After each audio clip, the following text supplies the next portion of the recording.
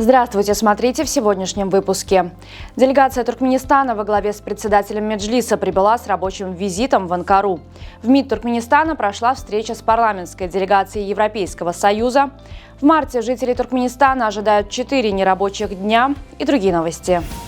Начался рабочий визит туркменской делегации во главе с председателем Меджлиса Туркменистана Дуньягозель Гулмановой в Анкару. Целью визита является укрепление межпарламентских отношений между Туркменистаном и Турцией. В рамках визита запланированы встречи с официальными лицами Турции. Особое внимание будет уделено обсуждению инициатив общечеловеческого значения, основанных на постоянном нейтральном статусе Туркменистана. В МИД Туркменистана прошла встреча с делегацией Европейского парламента во главе с Жозепиной Принчи, руководителем группы по сотрудничеству со странами Центральной Азии. В ходе переговоров стороны высоко оценили сотрудничество Туркменистана с Европейским парламентом.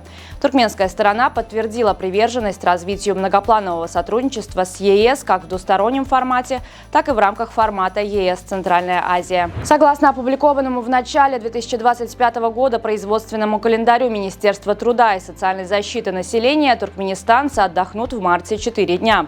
Официальными нерабочими днями объявлены 8 марта – Международный женский день, 21-22 марта – национальный праздник весны Новруз Байрамы, 30 марта – Ораза Байрамы. Среди театров Туркменистана проходит конкурс под названием «Сердце матери наполнено теплом», инициированный Министерством культуры в сотрудничестве с Национальным центром профсоюзов и Центральным советом Союза женщин Туркменистана.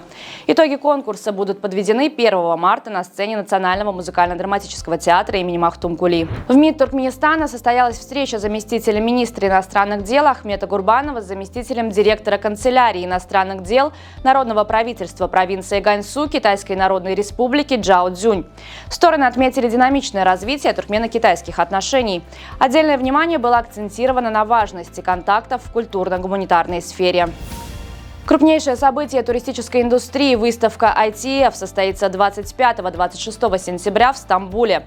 Основная цель выставки – создать платформу для объединения профессионалов туристической отрасли со всего мира, способствовать развитию делового сотрудничества и продвижению инновационных туристических продуктов и услуг.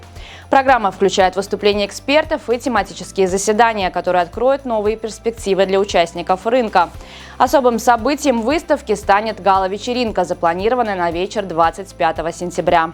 Затяжные снегопады создают экстремальную ситуацию на побережье Японии. Массивные снежные заносы покрыли дороги, деревья и крыши жилых домов.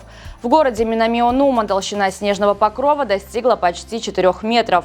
Еще более впечатляющая ситуация наблюдается на горнолыжном курорте Сукай-Онсен, где высота сугробов сравнялась с двухэтажными зданиями. Это самый высокий показатель за последнее десятилетие. Старт высшей лиги Туркменистана по футболу в сезоне 2025 запланирован на 4 марта. Национальный трофей разыграют 8 команд. Чемпионат стартует матчем Ахал-Небичи. На следующий день, 5 марта, пройдут еще 2 матча. Алты-Насыр примет Ашхабад в столичном дерби, а Мерв отправится в гости к Шагадаму. Напомним, в 2024 году чемпионат Туркменистана по футболу прошел в 4 круга. Победителем его во 2-й раз подряд стала команда «Аркадак».